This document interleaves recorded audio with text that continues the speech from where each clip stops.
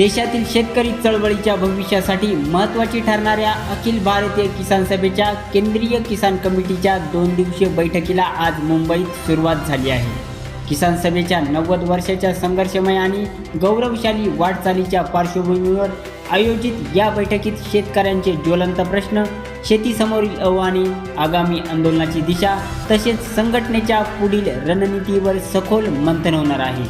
या बैठकीला किसान सभेचे राष्ट्रीय अध्यक्ष डॉक्टर अशोक ढवळे, खासदार Amraram, comrade Jitendra Chaudhary, comrade Badal Saroj, doctor Ajit Tawale, comrade Umesh Deshmukh, comrade Krishnaprasad यांसह देशभरातील अनेक वरिष्ठ नेते, पदाधिकारी आणि प्रतिनिधी उपस्थित आहेत।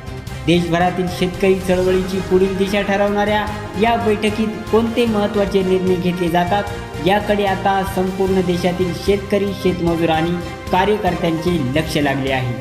शेतकरी, आदिवासी आणि सामान्य जनतेच्या प्रश्नांचा बुलंद आवाज, जनसंवाद। धन्यवाद।